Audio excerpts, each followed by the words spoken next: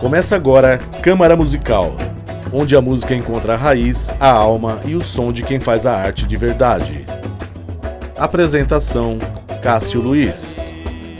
Salve, salve minha gente, sejam muito bem-vindos. Esse é o programa Câmara Musical, um espaço feito com muito carinho para valorizar os artistas da nossa terra.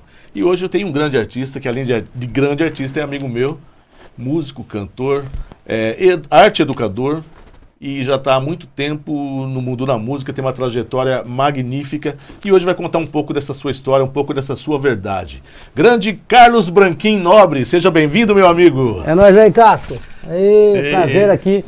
Obrigado pelo convite, fiquei contente de ter recebido o convite. E a gente está sempre à disposição para estar falando desse tema assim, que é a música, né? Mas você já estava na minha lista. Quando eu comecei a fazer a lista, você já foi um dos primeiros aí que eu já quis trazer.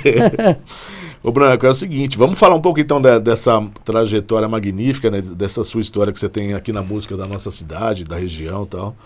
E vamos lá, vamos começar falando de infância e de início. Como foi o seu primeiro contato com a música ainda na infância? Então vamos lá. A música sempre esteve presente na minha vida. Por que disso?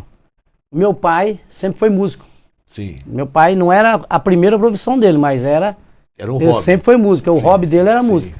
E música raiz. Tá? Raiz. E eu cresci ouvindo música. E isso daí me chamou muita atenção, porque para mim, quando criança, era curiosidade. Eu gostava de ficar mexendo nos instrumentos. E meu pai não deixava mexer, então cada momentinho que sobrava eu ia lá no instrumento dele, lá no violão, na viola. Ele tinha um casal de viola e violão. Inclusive eu tenho um documentário que fala sobre isso. E ficava fuçando. Mas aí era curiosidade. Lá para os 9, 10 anos, aí começou a despertar a vontade de música. Mas só que eu tinha um sonho assim, que era jogar bola. Sim.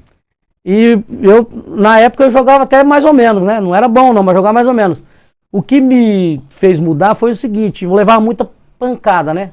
Chegava em casa tudo ralado, machucado e não parava em pé. Aí eu optei pela música, porque me chamou. Aí a música, na fase de 10 a 12, a música já começou a me perturbar, assim. Tipo, já começou a ser uma coisa que... Começou a olhar pra ela de um jeito diferente. E quem que eu encontro? Eu encontro o Arnaldo. Sim, Arnaldo. Nosso... Que Deus o tenha aí num bom lugar. Que é uma pessoa que, quando eu falei pra ele, ele se prontificou a me ensinar. E eu tinha um violão com uma corda só, pra você ter uma ideia. Eu ficava tocando com uma corda só. Aí eu consegui colocar as cordas e comecei a aprender com o Arnaldo, a tocar violão e daí pra lá não parei mais, entendeu? Legal, né? Arnaldo de Oliveira foi o primeiro professor de muitos músicos aqui na cidade. Né? Muito. Ô Branco, você disse que o primeiro grupo, né, que você participou foi o Grupo Aroma, né? Que marcou nos anos 80, né, praticamente, na tua juventude. Que lembrança você tem dessa fase? Primeira vez que você se apresentou num palco, assim, como é que funciona isso? Eu vou pegar até um pouquinho mais. Aí eu vou te contar uma história que eu falei do Arnaldo, né? Mas esse grupo foi um grupo que eu saí já pra entrar na noite ganhando. Sim, já foi como profissional isso aí. Só que antes desse grupo, a gente tinha um grupo de samba que era eu, o Arnaldo, o Luizinho Canoso, o Brasa, que é o Gilson, né? O Brasa, o Betinho, que é um amigo nosso da Vila Celso, ali, o Mauri. Betinho, o Cássio, que hoje ele é polícia militar na Vila Roberto. Sim. E chamava os Meninos da Vila. Meninos da Vila. Aí eu saí desse grupo nessa época e fui tentar viver da noite, como eu vivo hoje. E depois se transformou no Sem Luxo. Verdade. Que antes eram os Meninos da Vila. Meninos da Vila. Aí lembro que veio o Arnaldo, veio o Gilson, né? E o Maurinho. Isso daí, que o Maurinho tocava forró também. Tocava forró, o Maurinho tocava forró. Com o Dominguinho Pipinelli. Verdade. E daí, desse grupo, eu fui pra noite tocando por hobby, mas tentando entrar na noite ali, tá? Eu gostava muito. Aí tive o convite desse grupo Aroma, né? Que era o Tela, o Tibira, o Delfino, o Deco. A gente montou esse grupo aí e tocamos bastante na região aqui. Era tipo Sim. muitos e muitos eventos. Aí já tava como profissional. Já. Aí já entrou, foi quando entrou, começou a pingar Primeiro cachezinho já surgiu aí. começou a pingar uns troquinhos, né? Legal, cara. Que eu comecei a viver disso. Sim. E como a Casa de Cultura de Catanduva influenciou na sua formação musical? Aí tá. Então, nessa época, eu já estava com o Grupo Aroma tocando. Precisava do quê? Precisava adquirir experiência como músico. Sim. E, além da experiência, estudar. Para você ter um conhecimento, né? Não sair na noite tocando um instrumento e sem ter um conhecimento daquilo que você está se propondo a fazer, né? Sim. Foi quando eu encontrei o Rubinho. Aí o Rubinho entrou como meu professor também, entendeu? Já foi o segundo mestre. O segundo mestre. Na verdade, nesse meio tempo também teve outro também, que Sim. foi o Armando de Paula. Armando de Paula. Armando de Paula, que eu fui tomar aula com ele. Eu sempre morei na Vila Soto, tomei aula com ele na rua Pirajuí. Armando de Paula era da orquestra, né? Tinha uma orquestra Armando de Paula. Isso, sou Armando. O irmão do Zé de Paula. Isso, é o próprio. A gente sentava na área da casa dele, na rua Pirajuí, e ele dava aula, não só pra mim, mas todo mundo. O senhor Armando queria tomar umas aulas. Inclusive, o senhor Armando eu nem pagava pra tomar aula com ele. Olha que legal, velho. Então, nesse meio teve o senhor Armando, mas, tipo assim, eu estava estudando com o senhor Armando, teoria musical, partitura, e eu estava na noite, eu queria tocar violão, e geralmente na noite a gente não fica tocando violão usando partitura. Aí já foi quando você entrou com o Rubinho. Com o Rubinho, eu fui. Aprendeu mais a harmonização. E fui pra Casa da Cultura para aprender esse lance de harmonia. E o Rubinho já a bagagem que ele tem, né? Já fica... O Rubinho era da banda, uma banda de Taquaritinga. Eu sei que banda que é. Fugiu o nome agora. Mas eu sei que banda que é. Que era uma do banda Tony. muito famosa. Sim, a banda é muito famosa. Isso. Teve algum professor ou referência marcante nesse começo? Assim que você acha que você considera mais importante na tua formação? Não vou dizer assim mais importante, mas o que me empurrou de imediato foi o Arnaldo. Foi o Arnaldo. O Arnaldo, porque foi o início, né?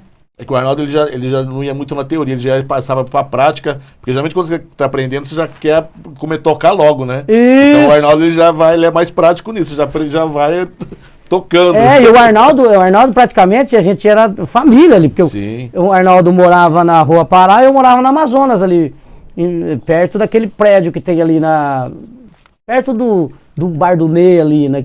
Sempre morei naquele miolo da Rua Amazonas. A gente convivia, lembro que eu ia na casa do Arnaldo jogar tombola, todo fim de semana tinha uns binguinhos lá, né? E o Arnaldo é praticamente da minha casa, ele frequentava a minha casa ali. E o Arnaldo foi a pessoa que, se naquele momento ele tira da minha cabeça, não adianta que você não vai ser músico, talvez não teria conhecido os outros professores. Aí ele te incentivou e você foi pra frente. O interessante que eu vou ser mais além. Ele não é nem incentivar, ele mostrou pra mim que eu podia. Sim, que você era capaz de ser tipo assim, o que ele passou pra mim, a hora que ele viu, ele falou assim, não, é isso mesmo e tipo, é isso daí, já era, tá tocando. Como eu falo pros meus amigos, meus alunos hoje. Você já tá tocando, agora daqui pra lá é só continuar e, entendeu? Buscar melhorar a cada dia. Então, de todos os professores que eu tive aí, o que marcou mesmo, o que me colocou para que eu conhecesse os outros foi o Arnaldo. Legal, mestre Arnaldo de Oliveira. Falando sobre projetos culturais e tradições, como surgiu o convite para o CTG de São José do Rio Preto, Centro de Tradições Gaúchas? Tá. Então, vamos lá. Nessa época que eu estava com o Grupo Aroma, eu conheci o Magal. Magal também, que está em outro plano hoje também. Que foi teu parceiro durante muito tempo. Cantamos muitos anos juntos, eu e o Magal. E conheci o Magal que ele veio estudar aqui no Nestor, estudava no Nestor, e ele veio estudar aqui também. E ele me conheceu porque eu levava o violão na escola. Você tem uma ideia, eu não estudava, até quem está me ouvindo agora, alguma criança, não façam isso, estudem, né? Hoje eu me formei, mas estudem. eu levava o violão na escola. Levava o violão na escola. O que acontecia na escola? A gente formava uma roda. E o professor que estava lá dentro dando aula, ele largava da aula, em vez de dar dura, ele vinha para... Ia pra roda da... Que era inclusive, faleceu esses dias, esse professor meu, o seu Tadeu, que a mulher dele era diretora aqui da faculdade. Ai, não me lembro. Isso aqui era da Fafica. Ele era um altão, seu Tadeu? Altão? Eu conheci esse Seu Tadeu. professor. Ele me chamava e falava pra mim, ô Bitelo, toca uma música pra mim. E, tipo, ao invés do Tadeu ficar bravo, ele incentivava. Incentivava na música. E ele falou pra mim assim, ó, larga tudo, para e vai viver de música, depois você volta a estudar. Isso é teu dom. E o Magal, eu conheci o Magal aí. O Magal me fez o convite, vamos montar não seria uma dupla, vamos montar um projeto junto. Projeto de música gaúcha. E não foi nem de música gaúcha, mas montamos o projeto. Aí o Magal sempre teve a veia para música gaúcha, porque o Magal é do Paraná. Sim. E o que acontece nisso tudo? O Magal tinha um repertório que me chamou a atenção de música gaúcha, e a gente começou a tocar música gaúcha. Mas assim, colocamos no nosso repertório porque era música dançante. Na época tinha Teodoro Sampaio, tinha, não tem, né? Mas na época eram essas músicas dançantes, que tinha bastante forró, shot, vaneirão. Então montamos. O que acontece? Acontece aqui em Catanduva o primeiro Costilhar a Fogo de Chão, que foi na Lorencide. Sim. Quem convidou a gente para cantar foi o João Dusso. O João Dusso fez o convite pra gente tocar nessa festa. E, tipo, fomos tocar.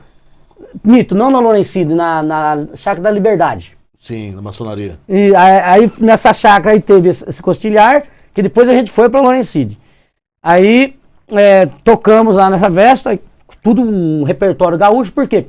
Os gaúchos que estavam fazendo as costelas eram de Rio Preto. Centro de Tradições Gaúchas, de Rio Preto. De Rio Preto. Vieram pra cá, gostaram da música. Bom, o que deu? Juntou. Então a equipe do CTG, ela já ia com a comida. E com a banda. A apresentação dos dançarinos, tudo, que seriam... Eles iam tudo empilchado. E a banda, que era a gente, eu e o Magal. Que a gente já ia empilchado de bombacha, vestido já guaiaca, lenço, tudo. Então nessa história a gente ficou vários anos aí viajando o Brasil inteiro. Que legal, cara, isso aí. Eu não sabia, eu sabia que o Magal, né, o Magal, ele falava muito, né, desse lance das tradições gaúchas. Tradições gaúchas, e lá no Paraná tem uma tradição, né? Praticamente, né, o sul ali, praticamente é tudo a mesma tradição. Mesma tradição ali. E o que mais te encantou nas tradições gaúchas e como que isso influenciou na sua música? Então, aí é que tá. O que me encantou foi, que eu falo para os alunos hoje, os centros de tradições gaúchas, o que eles fazem? Eles mantêm a tradição. A tradição, eles querem manter... Eles não deixam morrer essa tradição. Então, é muito difícil hoje você ver alguém na rua com uma bombacha, com uma guaiaca. Sim. Mas se você for lá, onde eles vivem lá, no interior, lá eles andam, é o natural deles. Se a gente pegar, por exemplo, hoje, Renato Borghetti hoje se apresentando, é só de bombacha. Entendeu? Então, o que eles saem? Eles saem do sul, mas eles começam no estado de São Paulo principalmente, a montar os CTGs, né? Que é o centro de tradição. Tem em várias cidades, né, o CTG, né? Em várias cidades tem CTG. Se você pegar, por exemplo, Catanduva não tem, mas Rio Preto tem um CTG grande. Sim. Que é o que a gente participava. Então, eles saem do estado deles, vêm para outro estado e para implantar a cultura deles. Para implantar a cultura deles. E monta ali onde eles se unem para manter a cultura deles viva, entendeu? Foi através do CTG que vocês participaram do Festival do Folclore de Olímpia? Aí então, aí vem uma coisa puxando a outra. Sim. Quando a gente entra para a equipe do CTG, Costilhar a Fogo de Chão, a gente passa a ser...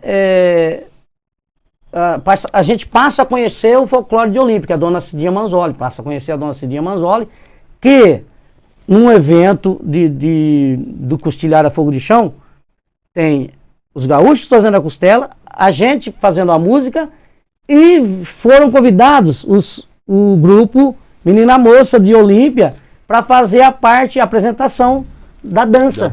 Então tinha, o CTG tinha a comida, a música e a dança. Que a dança veio do Folclore de Olímpia. Aí foi outro canal que a gente já começa a participar do CTG e começa a participar do Festival de Folclore de Olímpia. Sim, o próprio festival já incluiu vocês na programação deles. Isso. Que legal. Que aí, nesse tempo, a gente tinha tanto evento com o CTG, como com o Festival de Olímpia. Tanto que o Magal ele foi para o Chile. Sim, eu lembro disso. Portugal, vários países. Eu lembro disso, eu acompanhei essa trajetória dele. Ele saía fora. Eu como na época eu já estava casado, tinha filhos, então eu não tinha condições de sair. Sim. Do Brasil.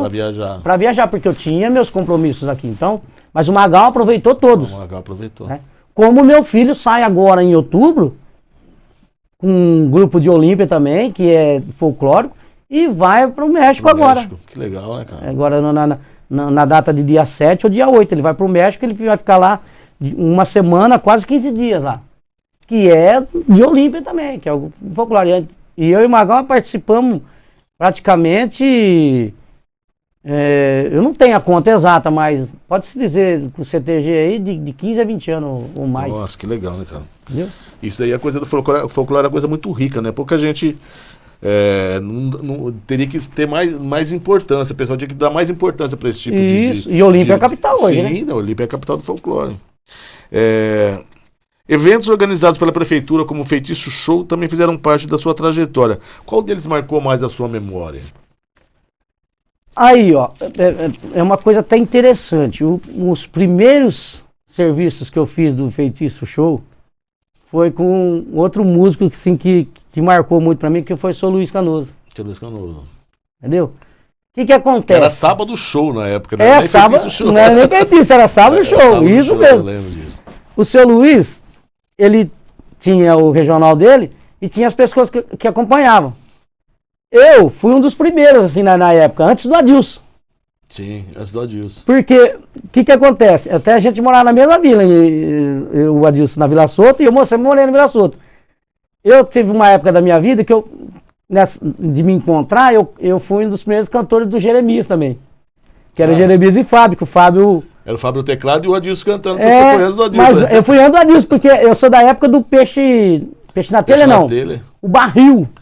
Barril que tinha na Avenida Nelson Machado. Né? Isso, que o Coquetel tocava ali, eu tocava o Fábio e o Jeremias. O Fábio no teclado e eu cantando. Mas eu fiquei muito pouco, porque eu queria independência, eu não queria ficar, eu queria ter meu próprio negócio. Aí eu nessa época, eu cantava com o seu Luiz, bom, eu cantava onde me chamava. Eu saía com o violão nas costas e cantava. E o seu Luiz viu, vem cantar aqui. Cantava aquela cantora, como é o nome dela? Constância. Mas isso daí é muito lá atrás, né? Aí depois o Adilson começou a frequentar também. E eu saí do Jeremias, foi justamente nesse meio que eu comecei a cantar com o Magal. Porque são coisas passageiras, tipo, você fica ali um X, e nesse tempo também eu fazia com o pai do Elton, que era o Juari, no forró, né? No forró. Então a gente cantava em vários. É que nem hoje, aí você canta numa banda, canta no outra, canta umas 3, 4 bandas, né? Então a gente passava. Isso daí vai te servindo como experiência, né? Eu acho que, né, que essa vida da noite, né, é a melhor escola que o músico pode ter. Melhor escola. Esses músicos, quem que não conheceu o Luizinho Canoso? Sim, bicho. A musicalidade que aquele homem tinha. O Luiz Canoso, ele ensinou muita gente. É um dos poucos, né? Praticamente depois que ele morreu, que ele faleceu, que praticamente não tem quase mais choro na cidade. É um ou outro. Tá sim. E o que tem de choro é... Quem tocava com ele. Os alunos dele. Os alunos dele, é verdade. Ô Branco, falando de carreira sertaneja agora, e gravações. Como nasceu a dupla Carlos e Cambuí? Tá. Carlos e Cambuí. eu um dia tinha casado, já estava ali bem recente, né? Eu sempre tive o projeto com o Magal. Sim. Então, eu fiz uma música na época que era pro Elton e não sei se você conheceu ele, vou lembrar o nome dele agora, ele era pintor, ele morreu jogando bola ali, era pra ele cantar com o Cambuí. Eu vou lembrar o nome, mas porque faz muito tempo isso. Resumindo, eu fiz essa música, era o Elton e ele que ia cantar. Só que nesse meio de tempo, ele estava lá ouvindo a música, tal, e eu descobri que ele ia gravar com o Cambuí. Daí ficou, tipo assim, eu achei, falei, era essa música minha, né? Eu achei que ele ia gravar com o Elton. Ele vai, nesse meio de tempo que ele tá gravando, ele tá jogando bola lá em cima, ele dá um infarto nele, ele morre no meio do campo. Nossa. Mas, tipo, acabou ali a dupla, né? E o Cambuí já tinha feito, tá tudo pronto, o repertório, em São Paulo, já tava marcado o estúdio, tudo. Gravação, tudo. Tudo. Aí eu tô em casa lá, nem me passava pra cabeça de gravar CD. Aí eu tô em casa, o Cambuí chega lá, bate palma lá, o Cambuí me conhecia, que eu cantava com o Magal, a gente cantava no Pompeu, tinha as quermesses do Pompeu lá do Bala. Sim. O Cambuí algumas vezes cantava com a gente, e o pai do Cambuí foi parceiro de cantoria do meu pai também, teve dupla. Legal. Então já tinha uma... já tinha, eles cantavam junto aqui no Festival Arizona, no Sesc. Inclusive o Cambuí e o pai dele, eles ganharam o Festival Arizona, que acho que o padrinho deles na época era o Tião Carreiro, né, aqui. Então a gente já vivia um meio de música ali, né? Aí ele bateu lá e falou, ó, eu preciso falar com você. Eu falei, o que você precisa? Ele falou, ó, tá assim, assado. Eu tenho um CD pronto, um repertório pronto, e aconteceu isso, que o rapaz tinha morrido, né? Ele falou, queria que você fosse para São Paulo comigo, fazer um teste e ver se casa as vozes, se dá altura no repertório para você gravar comigo. Você aceita? Eu falei, ó, é o seguinte, vamos encarar isso como projeto. Eu tenho um projeto que é meu, do Magal, eu tenho o meu projeto, que é o Branquinho, que eu mantenho até hoje, eu mantenho, né? Então vai ser o terceiro projeto. Não quer dizer que a gente vai ser uma dupla. Sim. Porque o projeto era tudo dele. Então eu ia entrar como o quê? Como eu entrei na dupla como um cantor contratado. Sim, convidado. Inclusive eu ganhava para isso. Sim. Então, ó, estou te contratando para você fazer isso. Aí fui para São Paulo, né? Ele me apresentou o Felipe, né? Que é o da dupla, o Felipe Falcão. Um baita de um produtor. Me apresentou o melhor estúdio da América Latina, que é o Mosh. Um projeto muito grande mesmo, entendeu? E nessa época tinha a dupla Sandro e Gustavo. Que eles, tudo em torno dessa música, Penteadeira. Que é minha. A letra dessa música é tua. Que tinha gravado, Tati Mano tinha gravado. E eles queriam essa música também, Sandro e Gustavo. Mas aí, por uns motivos de acerto, lá acabou não dando certo. Aí o Cambuí também morava num prédio aqui em Catanduva, que era vizinho do Sandro, tá? Então você vê como foi ligando as coisas, tudo por causa dessa música aí. E lógico, o conhecimento que a gente tinha, né, também, eu e o Cambuí. Foi para São Paulo, ele mostrou para mim aquele, né, o projeto, tudo, falei, vamos, entrei para conversar com o Felipe, né?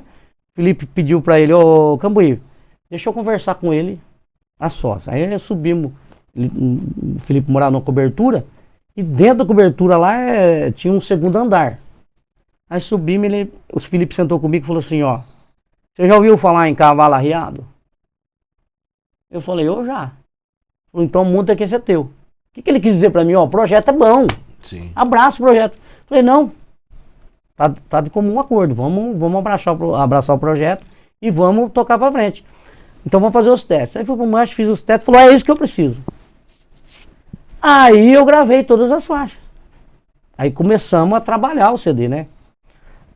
trabalhamos por um período longo aí, até fomos para televisão no SBT, Gambuí tinha aquele programa Amigos de Viola, Sim. né? Ficou um lance legal. Por motivos familiares, né, com criança em casa, e eu resolvi dar um tempo, tá? Parei aquele projeto, mas assim, resumindo, foi um dos melhores projetos já que eu participei. Eu tive o prazer Se de tivesse participar. entrado de cabeça mesmo, tinha dado um resultado fora de série. Eu costumo dizer o seguinte, se eu tivesse entrado de cabeça, ou eu tinha que escolher ou a dupla ou a família. A família, entendi. Legal. E Carlos e Marcelo, surgiu como? Aí Carlos e Marcelo vem... Por que vem Carlos e Marcelo? Porque o Marcelo era um dos compositores do CD. Ah, entendi. A mais música dele do CD. Tinha uma boa parte do CD, mas várias músicas lá era dele. Só que o Marcelo a gente tinha amizade, porque na época que tinha um grupo Aroma, ele tinha um grupo... como é o nome da banda que ele tinha? Eu lembro, Não era Evidências. Acho que é Evidência, a música do Banda Evidência, Banda Evidência, né? Banda Evidência. E a gente se encontrava direto, né? A gente não tinha rivalidade, a gente tinha amizade. Então o Marcelo, ele se aproximou muito de mim nessa época do O Marcelo a gente vai trazer aqui, o Marcelo Cassone. Marcelo Cassone. Nosso convidado. Um baita de um nome, né? Lembrando que eu tinha meu projeto com o Magal e tinha um projeto Branquinho, que hoje eu toco Branquinho, né? Aí eu falei pro Marcelo, ó, vamos fazer o seguinte, vamos gravar um CD. Ele falou, mas como? Não tem nada. Eu falei, não tem nada não, nós temos tudo, nós só não temos dinheiro. Agora o resto a gente tem, cara. Ele falou, Branco, vamos meter a cara. Só que o Marcelo, como ele tem nome em São Paulo, tem o Romildo Pereira, que é um cara também, um cara forte ali em São Paulo, falou, ô Marcelo, um cara aí. Aí o Romildo Pereira entrou lá na conversa e o Marcelo também se empolgou. A editora que a gente tava, Copa Music, falou, não, preciso dar um presente pra você, te dou a impressão do CD. Era o que faltava. Aí o Marcelo falou, Branco, eu ganhei a impressão do CD, vamos meter a cara e... Aí corremos atrás de patrocínio, mas é difícil. O que aconteceu? Os músicos, que eram os amigos, falaram, não cobro nada pra gravar. Só ficou pra nós gravar o quê? Pagar o quê? O produtor. Que era, não sei se você conheceu o Flávio. Que era o tecladista da banda Sedução. Sim. Grandão. Sim. Cara muito bom. Inclusive, eu acho que ele deve ter mudado. Deve ter não, ele tá morando fora daqui. Aí, o Flávio, uma produção, cara. Falei, pô, é a hora, né? Vamos lá. Gravamos o CD e começamos, eu e o Marcelo, a viajar com esse CD. Não paramos a música também, por quê? Porque motivos familiares. Entendi. Sempre, todos os projetos foram brecados, por quê? Motivo de família mesmo, né? Mas são projetos assim que até hoje eu tenho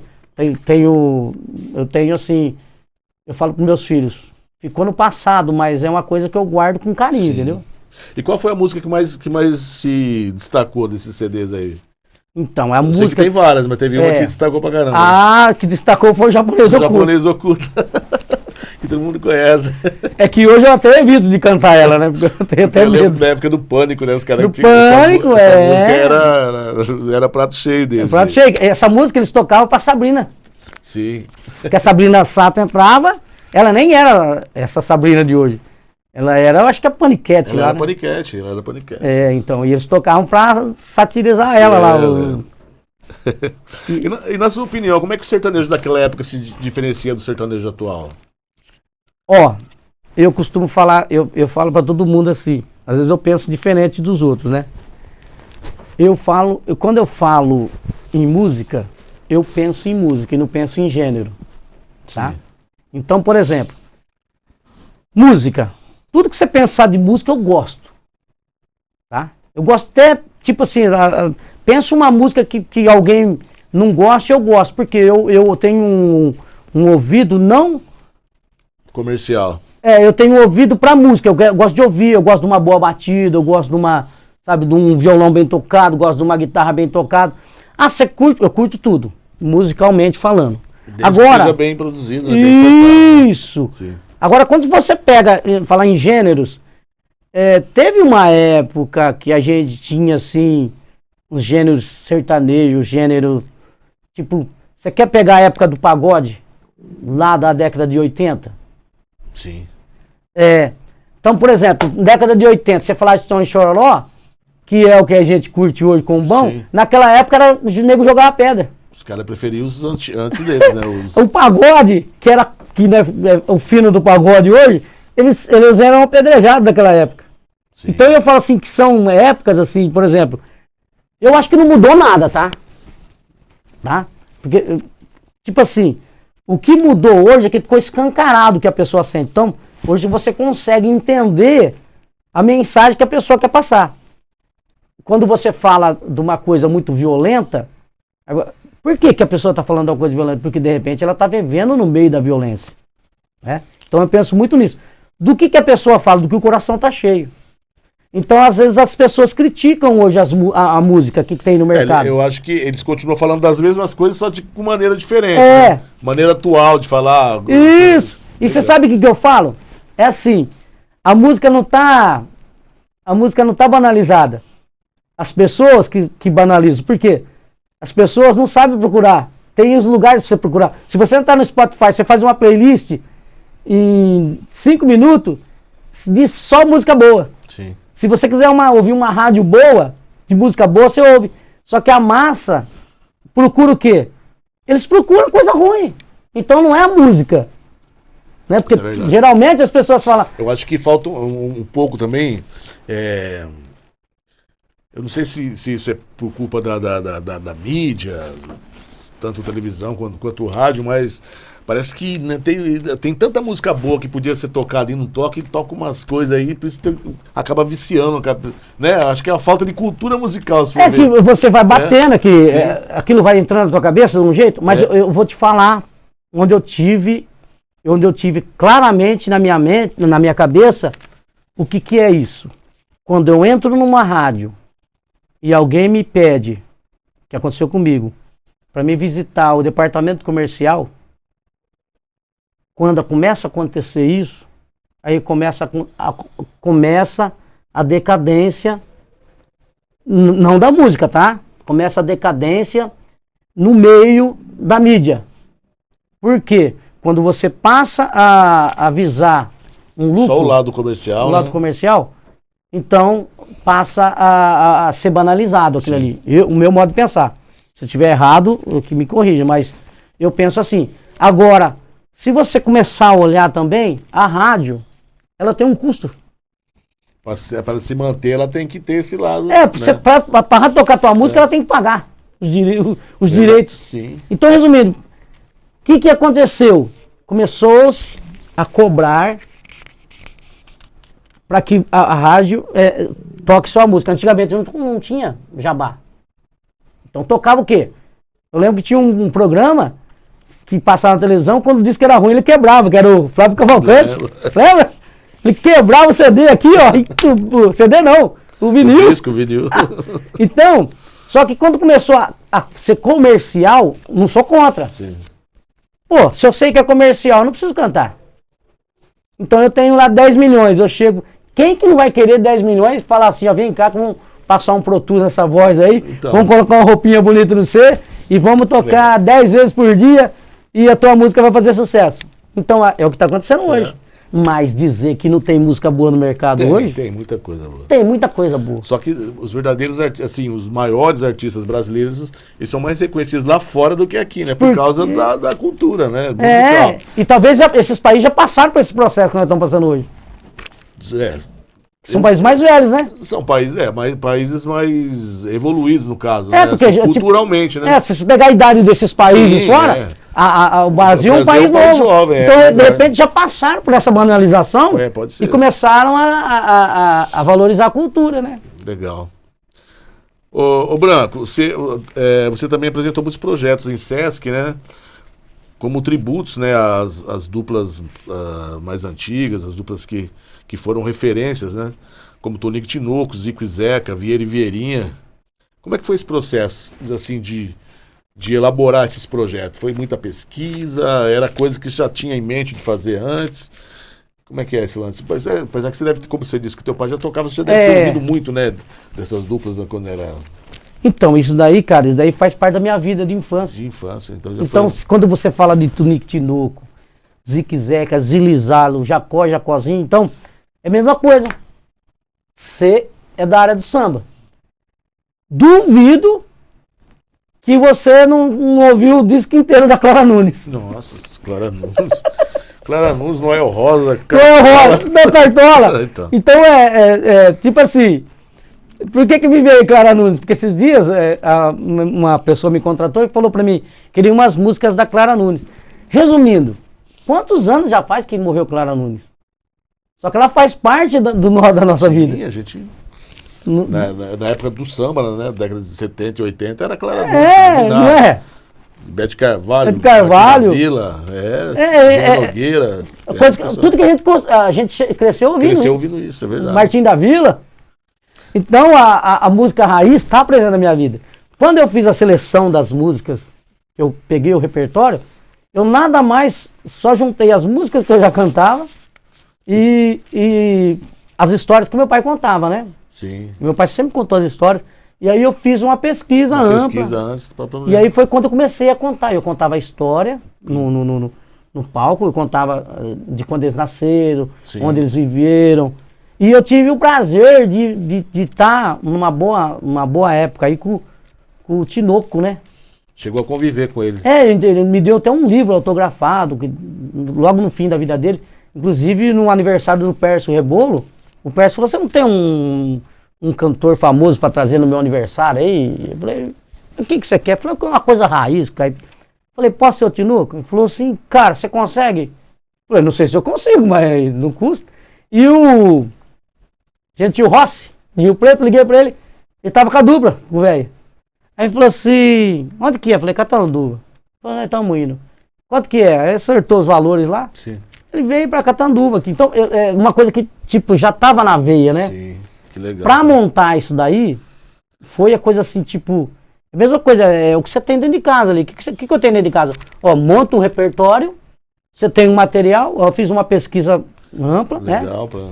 Montei os livros, os livrinhos, né? Inclusive, cada músico tinha um livrinho daquele. E apresentei pro Sesc. Aí, quando a Silvana viu... Abraçou. Falou, é isso que eu preciso. E tem alguma história curiosa, assim, que aconteceu nos bastidores desses shows aí de tributos? Então, teve uma coisa assim, curiosa, que teve um tributo do Zique Zeca. E ele estava internado aqui em Rio Preto, né? Que é a mulher do Zeca. Sim.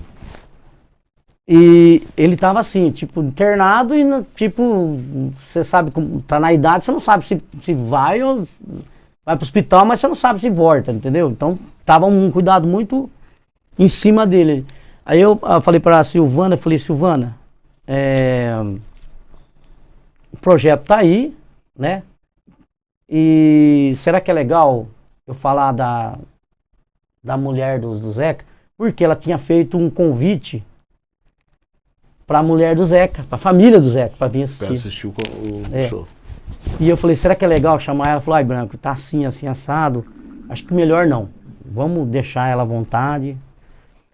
Aí rolou, falei, legal, porque é legal a gente conversar antes do que vai ser feito, né? Sim. Só que na hora que ela tava lá, ela quis, ela se manifestou, né, meu? Então, pra mim, aquilo lá falou, pô, quer dizer que foi reconheceu, né? A gente fez uma homenagem. Fez uma homenagem com bastante carinho e a família retribuiu. Ela agradeceu. Então não precisou eu chamar ela para falar. Ela falou, não, eu quero falar. Que legal. Entendeu? Daí marcou. Isso é uma coisa que fica marcada. Né? Marcado, porque tipo assim, fala, pô, a gente tá no caminho certo, né? Sim. Se tivesse que escolher uma dessas duplas, as sertanejas assim, de todos os tempos, qual é a dupla que você mais gosta? Ó, vamos falar assim, de afinação, né? Da minha época ali, que tem várias duplas que o nego fala, mas eu tenho uma dupla assim, que inclusive gravou o programa com a gente, que eu gosto de ouvir, E não só eles são afinados, mas eu falo que é Durval e Davi. Durval e Davi. Tá? Já conheço, já ouvi. Tem bastante música deles que eu gosto também. Inclusive tá agora... Eles são da região, não são? Então, na época que ele veio gravar o programa aqui, ele estava em São Paulo. Estava em São Paulo. Entendeu? E teve uma época também que a gente estava viajando aí o Cambuí, a gente foi para Franca fazer uns eventos lá em Franca. E lá eles vivem muito ali naquele meio também. Ah, são daquela região. Que a gente, nessas viagens, a gente conheceu Cadu e Camilinho. E o Camilinho é aquele um que tocava no Ratinho lá, com a mão esquerda, um baixinho, barulhento. Sim. E esse Cadu, a gente pegou muita amizade. Inclusive, na época, o César Menotti era violeiro deles. E a gente começou a viajar divulgando o CD. E até nas nossas apresentações, quem tocava viola era o César Menotti. Inclusive, quando a gente voltou de lá, do Mato Grosso, teve uma época que a gente foi pro Mato Grosso. Foi uma comitiva. O Buffalo Bill, que era o locutor de rodeio, ele falou, vou estar fazendo rodeio em tal lugar. Aí pegou as duplas que iam divulgar, eu, Cambuí, Cadu e Camilinho, e aí foi com a gente também o Magal e o Lucas e Rafael. E nós fomos para esse fundão, e quem que era o violeiro que estava com Cadu e Camilinho? Era o César, só que não era o César Menotti, era um César. Era um músico. E ele fazia com nós, inclusive veio pra cá várias vezes, ficou bastante tempo na casa do Cambuí aí, sabe? E é um talento fora do comum. Um talento, tanto é que no fim do ano eu já não cantava mais Cambuí.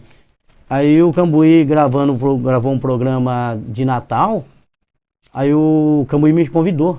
O Cambuí já tava cantando com os, falou, a dupla vai estar aqui e o César perguntou de você e tal, então você vem aqui à noite pra dar um abraço aqui e tal. Então, esse César Menotti de hoje é aquele cara que viajou com a gente lá. Legal, tocava pro Cadu na divulgação e entrava com nós, tocava pra nós no estúdio. Gente simples, gente humilde. E nós batia de porta em porta de rádio, divulgando, né, meu? E à noite a gente ia pro rodeio cantar.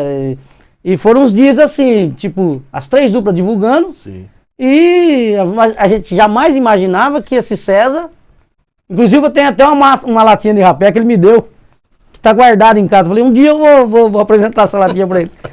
Que ninguém imaginava que ele seria o César Menotti de hoje. Ninguém imaginou que seria essa fama que tem hoje, né? A fama que tem. O Banquinho, falando de família e de herança musical, seus filhos também seguiram o mesmo caminho, né, da música. Como foi passar esse legado pra eles? Então, o processo que aconteceu comigo, aconteceu com meus filhos. Até então, o meu projeto de vida era o quê? Caso, tenho a minha família, sigo minha carreira de música. Eu abandonei muitas profissões aí, porque eu gosto de música. A minha mulher sempre foi, sabe, um serviço estável, então eu falei, pô, arrumei uma pessoa que me entende e que me apoiou, porque vida de música não é fácil. Sim. Você trabalhou para comer amanhã. Então, mas se você souber controlar e levar, você consegue ter uma vida estável, né? E nunca pensei assim, falei assim, eles vão entrar pra noite já. Pensei assim, podia ser um músico no futuro. E isso foi acontecendo como? Eu saindo de casa, tipo, ou na hora do almoço e voltando no outro dia, ou saindo às 11 e voltando no outro dia, ou saindo de manhã e voltando na hora do almoço, porque a gente não tem hora, eu só vivo de música, qualquer hora é hora pra mim sair e fazer um serviço. E meus filhos acompanhando isso. Lá com 12 anos de idade, eu saía e eles queriam ir. Aí a gente não deixava, né? Não, vocês não vão. E aí ia pra trás da casa chorar. Minha mulher contava pra mim. Aí eu falei, caramba, que situação, né, meu? Um dia eu inventei de falar assim, pô, vamos ver se esse moleque é isso mesmo que ele quer, né? Porque o violão já cantava já, o Vinícius. Aí nós fui tocar uma festa de um amigo meu aí, um bambambam aí. Quem tá lá? O pai do Elton, lá, o sanfoneiro lá, o Juari. Abracei ele lá, nossa, ficamos juntos lá, um monte comendo, bebendo e cantando. O meu moleque falou assim, pai, que é isso daí? Eu falei, é sanfona, tal. O Juari ouviu e falou assim, o que ele quer? Falei, não, tá perguntando o que é. Não, dá a sanfona pra ele pegar. E ele pegou, o Vinícius pegou a sanfona e sacou umas notas ali da sanfona. Ele falou, o Juari falou, pode comprar uma sanfona pra ele. Aí eu fui com aquela coisa pra casa, cara, encanado. Falei, caramba, e agora, hein? Falei pra minha mulher, falou, vou comprar uma sanfona pra ele. Aí já... Mas pra que você vai comprar sanfona? Falei, vou. Inclusive tem até a foto lá. Conversei com um sanfoneiro ali, um amigo nosso. Falou, tem uma Veronese pra vender. Pensa numa sanfona ruim, cara. Falhava tudo. Eu falei, serve, né? De início, né? Uma semana ele tava tocando. Isso. Uma semana. Passou daí uns 2, 3 meses. Você vê, ele tá com 12 anos de idade. 2, 3 meses ali do acontecido, ele tá com a sanfona. Pintou na igreja lá. O padre falou, você não faz um baile aí pra nós, aí pra arrecadar dinheiro? Eu falei, pra já. Falei, vou levar um sanfoneiro aí. Falei, quem? O Vinícius. Falei, acha que você vai? Padre Luciano. Tá lá na Santa Adélia. Cara, e não é que foi mesmo? Foi. Aí não parou. Aí, precisava de sanfoneiro, eu levava ele. Só que já veio o outro atrás. Já cresceu os olhos, que também quero. Bisungando. Só que, falei, caramba, um com 12 anos e o outro já querendo também. Porque tem 6 anos de diferença. Aí tal, foi crescendo, o outro chegou na idade de 12 anos também. Um dia, né, tô fazendo a festa da Vila Roberto, chamei o Fernando, né, da rádio, o Fernando e a Mara. Vai lá ver lá.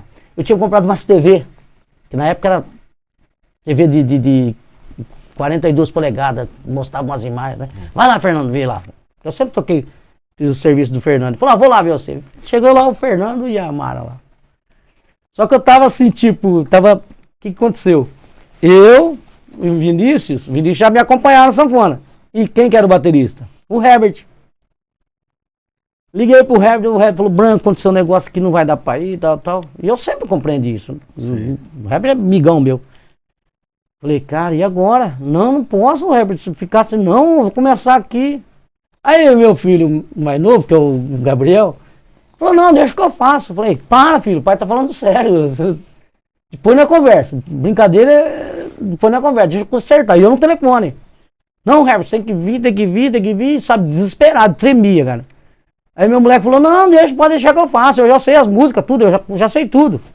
Não, filho, você não tá entendendo, fica quieto. Aí o Vinícius falou, pai, deixa ele tocar, pai, ele sabe. Era um molequinho, 12 anos. Mas ele já tinha bateria, já tava ensaiando. Tinha. Já tocava em casa. Já e tocava, mas tipo assim, quem que você vai falar que o cara vai tocar lá? É uma 12 anos de idade, nunca tocou nunca a bateria pronta, e a bateria era minha.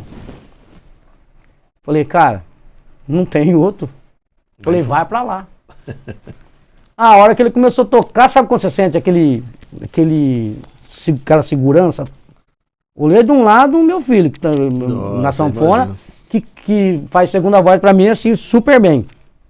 Atrás o menino que eu achava que não dava, eu cheguei até a arrepiar. Achava que o menino não ia dar nada, sentindo a segurança, sabe porque é a cozinha ali, né? Eu senti, deve dar uma emoção, né? Ver os Puta dois. Puta que lá merda! Acabou, eu paguei ele, falou, nunca mais eu vou contratar baterista. A partir de hoje eu sei. Olha que legal, cara. Eu ia perguntar isso aqui, o que você sente quando toca junto com ele? Já falou tudo aí. Nossa, é o que me dá segurança, cara. Eu olho pra esquerda ou pra direita e eu vejo dois. Coisa linda, deve ser uma coisa muito... Vixe. Hoje você também atua como arte educador, né? Como tem sido essa experiência? Tá. Aí é que tá. Eu sempre frequentei a Estação Cultura. Quando eu comecei a tomar aula com o Rubinho, era na Estação Cultura. Você imagina. Lá atrás, eu tomava aula de música e a minha esposa toca também, tomava aula de música também. E a gente não tinha nem as crianças ainda. Então, eu frequentava ali, aprendia gratuitamente, minha esposa gratuitamente. Meus filhos cresceram ali dentro, nasceram, então a gente colocava eles, minha esposa cantava no coral, então eu levava eles de colo, deitava eles no chão e eles ficavam ouvindo coral. Então, daí também vem influência na barriga dela, ouvindo música e tal. Eu falei, cara, que coisa, né, meu? De graça. Tem gente que não valoriza. Você sabe do que eu tô falando. A gente tem um puta de um projeto aí, e ninguém valoriza. Eu falei, mas o que eu posso fazer por isso? Alguma coisa eu tenho que fazer. Aí a dona Ana falava pra mim, a dona Ana Baiona. Inclusive, precisava trazer ela aqui também. Dona Ana, eu não quero dar aula. Falou, não, mas precisa dar aula aqui, dar aula. Dona Ana, eu não quero dar aula, dona Ana. Eu quero ficar, o que eu puder ajudar, eu vou ajudar por fora. Bom, dona Ana, eu vou dar aula. Aí fiz um projeto, escrevi um projeto legal e mandei. Mas por que eu escrevi esse projeto? Você vai entender. Eu falo assim para todo mundo. Se você for ver o valor financeiro, você fala, mas como assim? Então, vamos esquecer o valor financeiro. Só que se você pegar o valor, então você pega o valor que eu tenho, falando a estima disso, né, que há 30 anos atrás lá. Sentimental, né? Sentimental, há 30 anos atrás eu aprendi. Vivo da música hoje. Então, cara, eu tenho que retribuir alguma coisa para a sociedade de Catanduva. Sim. Eu tenho que deixar alguma coisa, eu tenho que ensinar alguma coisa do que eu aprendi aqui. Só que não foi só eu e minha mulher que aprendeu ali. Meus filhos são formados hoje pela UFSCar, mas meus filhos não estudaram em conservatório, estudaram na Estação Cultura. Sim. O início de tudo foi ali, né? E foi aonde que eu entrei. Então, hoje tá indo para 10 anos que eu dou aula ali. Eu costumo falar que eu não dou aula, eu não sou professor, sou arte educador. Eu convivo com essas pessoas, eu procuro fazer o melhor, por quê? Porque eu tive o melhor. Então eu quero que essas pessoas sintam o que eu senti, que amanhã também eles possam tocar pra frente, como o Forte deu aula, sim, o Gil. O que acontece? Às vezes a pessoa, ela já tem aquilo dentro dela, aquele dom, mas não tem ninguém pra, né, pra ajudar ela tirar aquilo dentro dela, aquela porque você, tipo assim, às vezes você tem tudo na tua cabeça prontinho pra passar pra alguém. Então eu não queria me envolver, porque, sinceramente, eu falo assim, a partir do momento que você se envolve, fica difícil você sair. Então eu fiz uma proposta, falei assim, ó, que é o projeto? O projeto é da aula. Tá, então a gente vai falar só de música? Que eu já deixei bem claro, porque a gente tá no meio de uma repartição pública, então, tipo assim, eu quero falar desse tema, música. Não é isso, a gente garante que é isso, tal. Então, o projeto que você mandou é isso. E eu achei legal. Então, porque as pessoas me procuram, né? Pra gente falar de outras coisas, que não seja música, que eu não entendo. Então não adianta você vir falar pra mim de construir uma casa que eu não entendo. Vamos falar sobre música? Vamos. Aí não. Música, o pouquinho que eu entendo, eu vou passar o pouquinho que eu entendo. Se eu não souber, eu vou procurar aprender, estudar e passar mais um pouco de experiência para essa pessoa que me procurou. Mas resumindo, eu entrei mesmo para retribuir o que me deram. É o que eu tô falando, às vezes a pessoa às vezes precisa de uma oportunidade, né? Oportunidade. Tem a oportunidade de aprender, e ali você descobre que ela tem um dom para isso. Tem um dom para isso. Se não tivesse tido essa oportunidade, ia ficar ali. Um que não perdia. Né? Verdade. Um que a gente tinha perdido, um músico, um artista. Sim, verdade. Falta de oportunidade. Qual foi o momento mais emocionante da sua carreira até hoje? Eu vou te falar assim, cara, eu falo pra todo mundo assim, como eu sou uma pessoa assim que, quando eu saio de casa, é interessante, né, ó. Eu gosto de música. Só que eu aprendi assim desde cedo a ser profissional. Então quando você leva pro lado profissional, o que acontece? Você acaba que tem hora que você acaba virando pedra, não é? Então, tipo assim, eu tive várias emoções na minha vida, na carreira, tudo. Mas eu vou falar pra você assim, uma emoção que eu queria ter tido e não tive. Não tive, porque meu pai faleceu. Sim. Agora, uma das maiores emoções, então, assim, que eu posso dizer pra você, foi os documentários que eu gravei, agora tem há pouco tempo, que foi... Falando o Cafezinho da Vó Fia, que foi o último que eu lancei, e falando das gerações, que é um documentário que eu falo do meu pai, né? O legado de Luiz Carlos Nobre. Legal, eu vi. Você viu, né? Assisti. Então essa aí eu posso dizer que foram as emoções, assim, Eu tive mais, assim, coisas assim que podia acontecer na minha vida, por exemplo, de ter participado de um programa do SBT. Só que isso daí, tipo assim, eu tinha em mente que seria um negócio assim, era coisas de interesse, tá? Então eu tava ali porque eu tava interessado em alguma coisa. Mas assim, quando vem a emoção mesmo, você fala, tipo, um projeto desse que não me gerou, falar financeiramente, não teve financeiramente, mas isso daí é uma coisa que vai ficar pro real ainda. Sentimentalmente. Sentimentalmente. Foi o dia que meus filhos falaram assim, mas você não chora. Então, às vezes, o dia que eu tava falando, gravando o documentário, eu comecei a chorar sem saber porque que eu tava chorando. Sim. Eu sabia que era um assunto que podia chorar, mas eu achei que eu não ia chorar ali, porque eu tenho esse controle. Mas a emoção acabou tomando conta. Só que veio uma emoção que não faz parte de mim. Então, alguma coisa mexeu no sistema que, lógico. Entendeu? E mudou. É aquela ligação que tem de que você pai não pra tem como filho, segurar. Que conselho se daria para quem está começando na música agora? Então vamos lá. É um conselho bem assim que eu dou para meus filhos. Primeiro passo. Profissionalismo. Por quê? Você fala, mas por que profissionalismo? Tocar. Se você pegar uma moçada de hoje, a moçada arrebenta, sabe? Hoje tá muito assim, não é que nem na nossa época, que a gente sofria para tirar uma música, a gente sofria para ouvir uma música, a gente sofria para ter um instrumento, a gente não tinha. Hoje não, hoje tem músicos bons, a safra de molecada que vem vindo hoje é bom, tem sustentação dos pais, só que eu acho que tá faltando o seguinte, não é todos não, tá? Alguns, responsabilidade. O que eu falo que é responsabilidade? Pô, sai de casa para tocar. Então você vai tocar, vou tocar de tal hora a tal hora. O que você tem que fazer naquele momento que você acabou de tocar ali? Você tem que estender na noite? Não. É um conselho que eu dou. Não que você não possa, você pode, mas pensa assim, adquira esse sistema que vai dar certo, Eu vou fazer o que hoje? Hoje eu vou tocar um evento. Então o evento é de tal hora a tal hora. Eu vou cumprir o evento. Qual que é o teu comportamento em cima do palco? Profissional. Sem... mas porque eu tô tocando a festa aqui, eu posso fazer isso? Não. Você está sendo contratado para prestar um serviço. Então cumpra seu compromisso. Qual que é o seu dever agora? Se restaurar pro próximo que vem. Levar a coisa mais profissional possível. Mais profissional possível. Por quê? É gostoso a noite. A noite ela te engana, bicho. Então você tá ali, acabou de tocar o evento, o dono da festa tá contente que você tocou.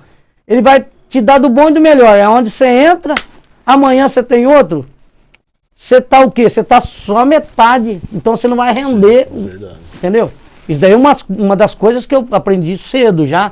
Porque no início eu vi que não é por aí. Então, tem que cantar hoje, amanhã e depois da manhã. Sempre com responsabilidade e sempre sendo profissional. Sempre profissional. Por quê? Porque de repente você faz um puta de um serviço na sexta, mas chega no domingo, que é o último, você deixa a desejar. Por quê? Porque você gastou do domingo na sexta-feira.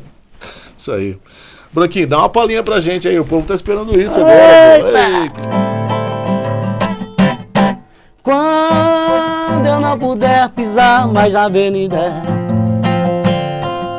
quando as minhas pernas não puderem aguentar, levar meu corpo junto com meu samba, o meu anel de bamba entrego a quem mereça usar.